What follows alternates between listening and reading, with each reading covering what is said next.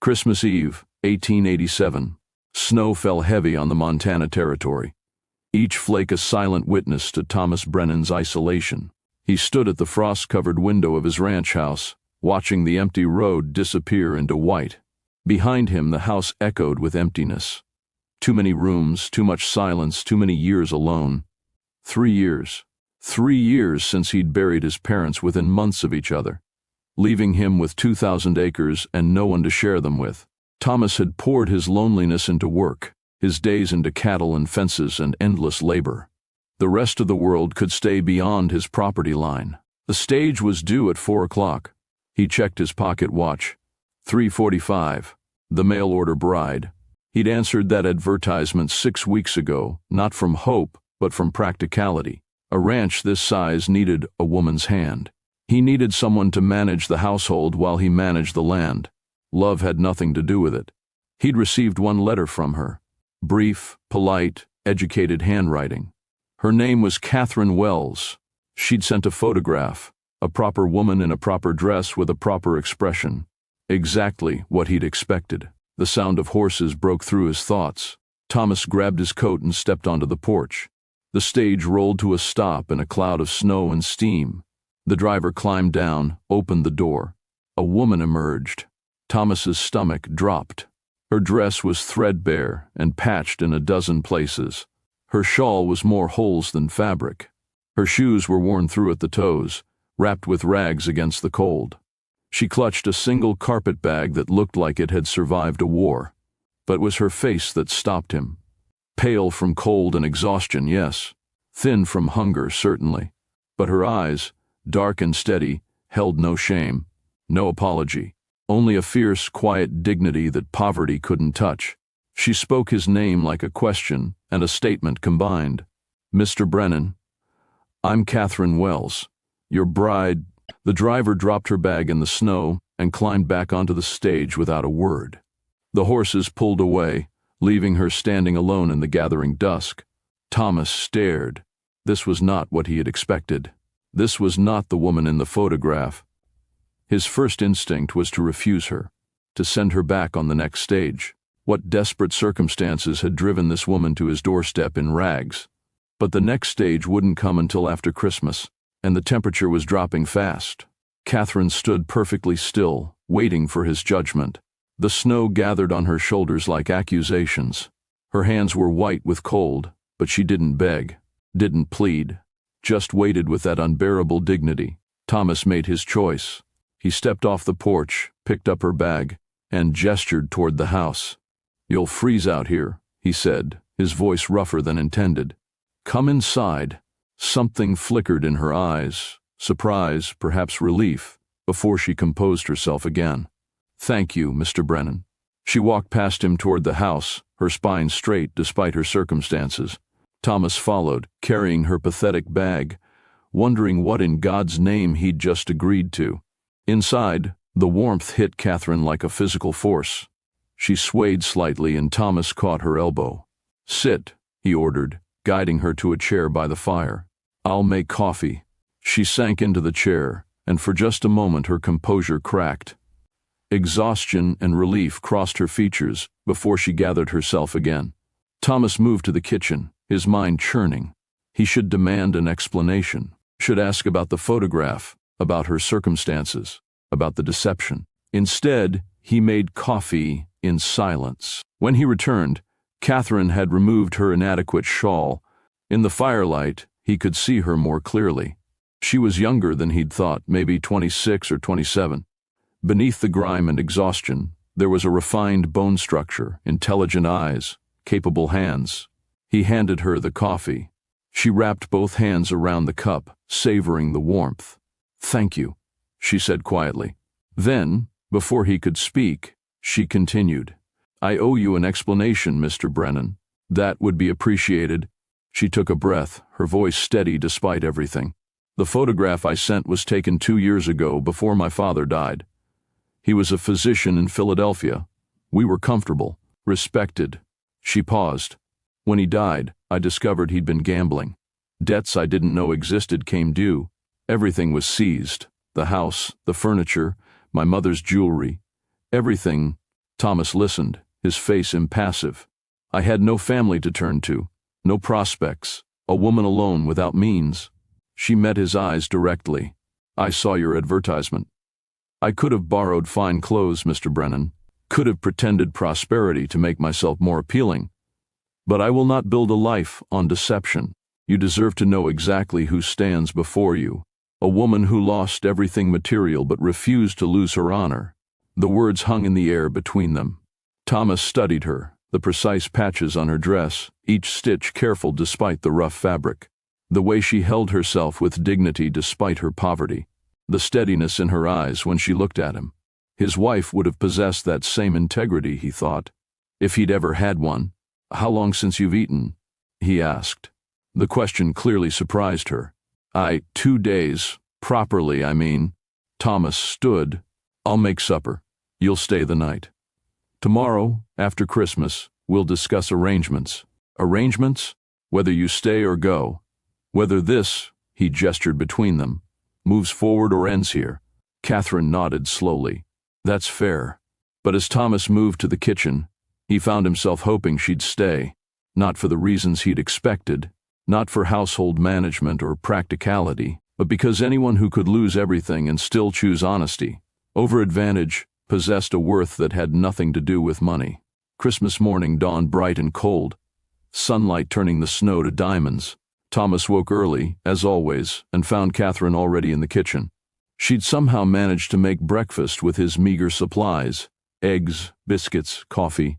The biscuits were slightly burned, but the effort was clear. Good morning, she said, her voice careful. I hope you don't mind.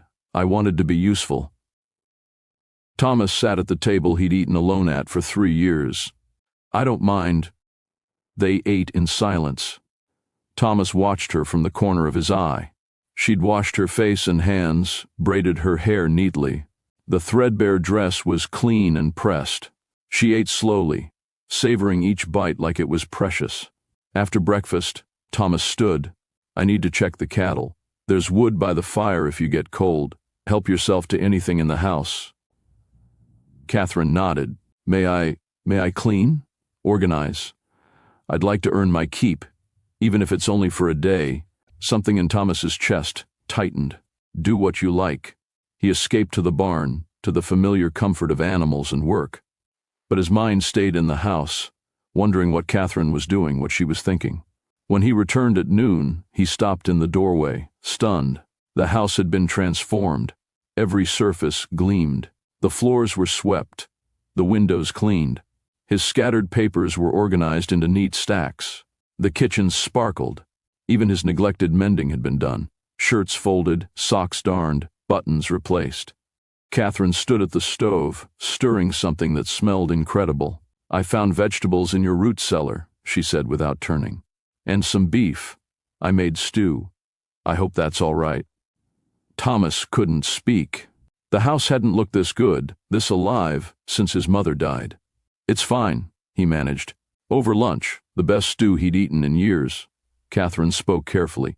Mr. Brennan, I know you're deciding about my future here. I want you to know what I can offer. I'm educated. I can read, write, do mathematics and bookkeeping. I can cook, clean, sew, preserve food. I'm a hard worker. I don't complain. I don't expect luxuries. She paused. What I can't offer is pretense. I am exactly what you see. A woman who lost her station but not her character.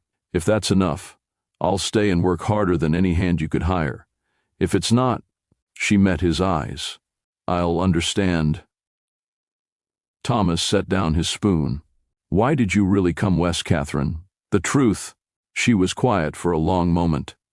When she spoke, her voice was raw. Because I was tired of being invisible. In Philadelphia, after I lost everything, I became a ghost. People who'd known me for years crossed the street to avoid me. I was offered positions that had nothing to do with honest work. Her hands clenched. I wanted to go somewhere I could be seen for what I could do, not what I'd lost. I wanted a chance to build something real, even if I had to build it from nothing. Thomas understood that. He'd come west for similar reasons. To escape expectations, to build something entirely his own. Can you ride a horse? He asked. The question surprised her. I used to. As a girl, can you shoot? My father taught me. Can you handle isolation? The nearest town is 12 miles. Winter storms can trap us here for weeks. I've been alone before, Mr. Brennan. Loneliness in a crowd is worse than solitude in open spaces. Thomas stood and walked to the window. Outside, his land stretched endlessly, beautiful, harsh, unforgiving. It took a certain kind of person to thrive here. Not someone soft or decorative, but someone strong, someone real. He turned back to Catherine. I'll be honest with you, I'm not an easy man. I'm set in my ways. I work hard and I expect the same. I don't have much use for sentiment or romance. What I need is a partner, someone who can handle this life, this land, this isolation. Catherine stood, meeting his gaze levelly. And I'll be honest with you, Mr. Brennan, I'm not looking for romance either. I'm looking for respect, safety, and a chance to prove my worth. Give me that, and I'll give you loyalty, hard work, and honesty. That's the bargain I'm offering. Thomas extended his hand. Then we have an agreement. Catherine shook it, her grip firm despite her delicate hands. When do we marry? She asked practically. After the new year. The circuit preacher comes through in January. Until then, you'll have the bedroom upstairs. I'll sleep down here. No expectations, no pressure. We'll use this time to see if we can actually stand each other. For the first time, Catherine smiled. A small, genuine expression that transformed her face. That seems wise, Mr. Brennan. Thomas, he said, if we're going to be married, you should call me Thomas. Thomas, she repeated. And you should call me Catherine. Catherine. They stood there, two strangers who'd just agreed to build a life. Together, and Thomas felt something he hadn't felt in years, hope. The days that followed took on a careful rhythm. Catherine rose before dawn, had coffee ready when Thomas came in from morning chores. She cooked meals that stretched their provisions with skill that spoke of hard experience. She cleaned, mended, organized, transformed the house from a bachelor's shelter into a home. Thomas watched her work with growing respect. She never complained, never shirked, never asked for anything she didn't need. When he offered to buy her new clothes in town, she refused. Not until I've earned them, she said firmly. I'll wear what I have until I've proven my worth here. That stubborn pride reminded him of his mother. He began teaching her the ranch, how to read the weather, how to check the cattle, how to handle the horses. Catherine learned quickly, her educated mind grasping concepts that took most hands months to understand. One afternoon, he found her in the barn, successfully delivering a calf that had come early. Her dress was ruined, her hands bloody, but her face was triumphant. He's healthy, she said breathlessly. I remembered what you taught me about the positioning.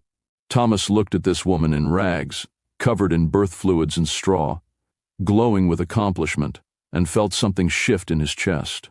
You did well, he said, and meant it.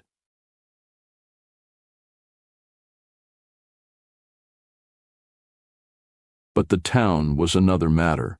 When Thomas took Catherine to church the first Sunday, the whispers followed them like a cold wind. Women in fine dresses looked down their noses at Catherine's patches.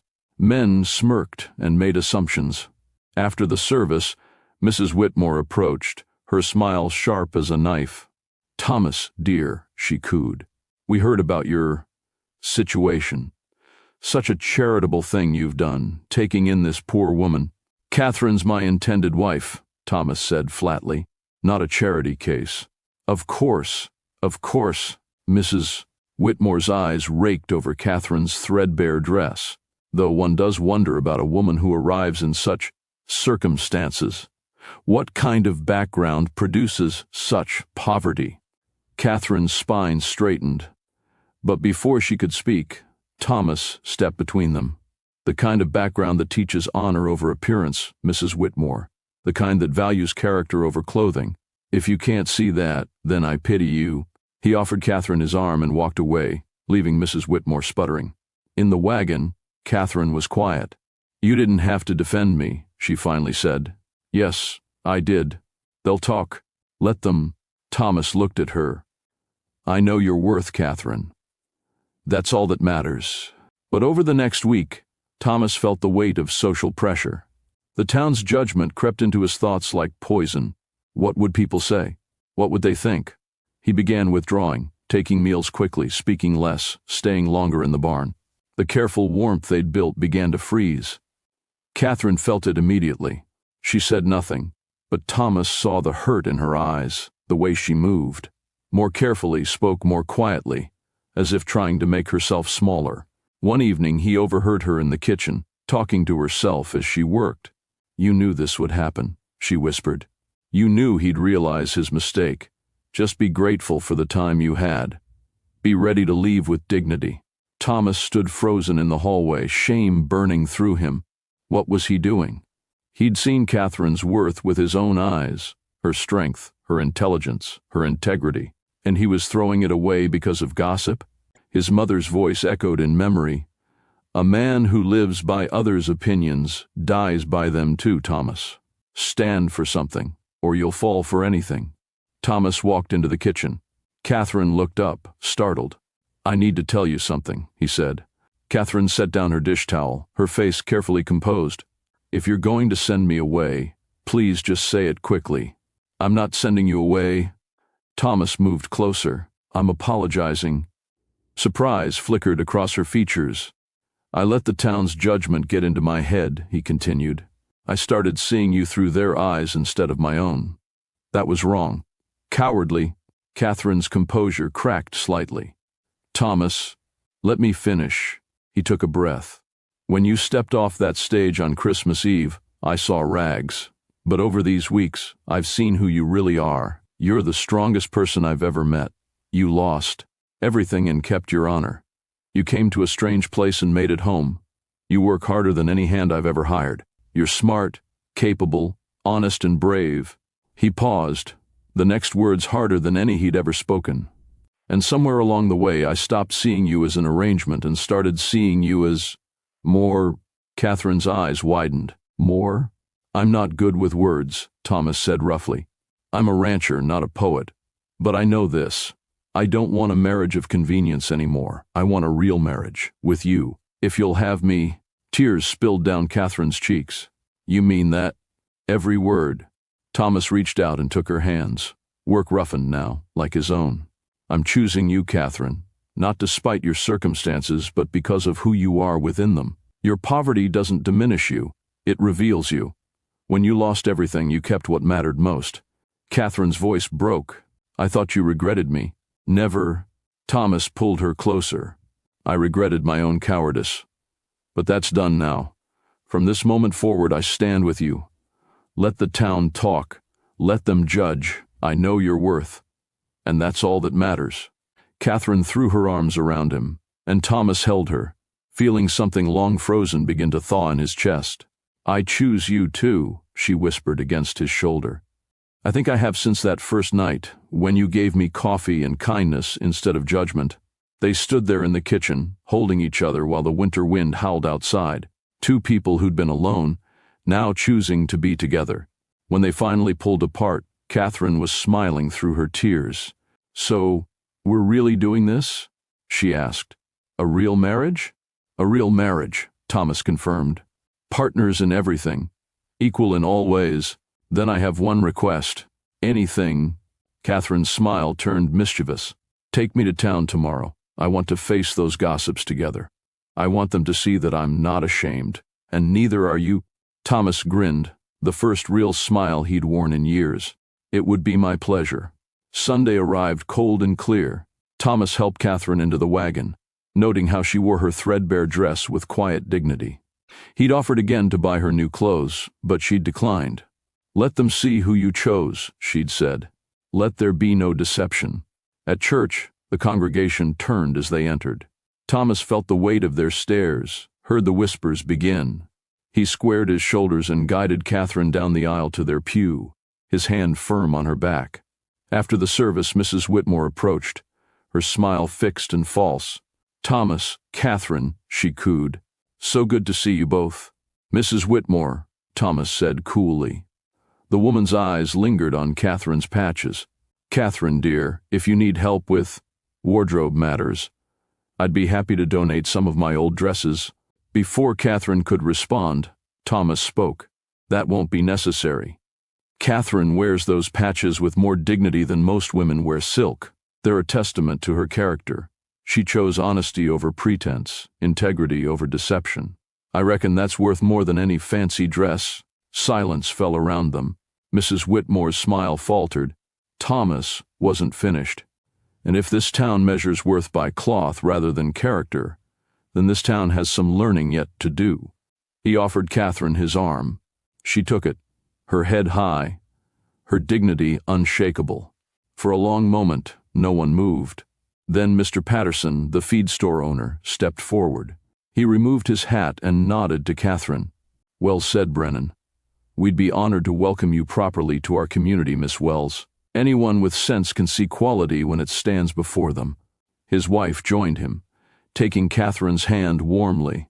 "Please, come to supper this week. I'd love to hear about Philadelphia." Others followed, the banker, the school teacher, the blacksmith. The tide turned, gossip giving way to grace, judgment yielding to generosity. Even Mrs. Whitmore managed a tight smile before retreating. The ride home was peaceful. Catherine leaned against Thomas's shoulder, and he found he liked the weight of her there. "Thank you," she said quietly. "For standing with me, always," Thomas replied. "From now on, always." As they approached the ranch, Thomas pulled the wagon to a stop. "What is it?" Catherine asked. He climbed down and helped her to the ground, then led her around the side of the house.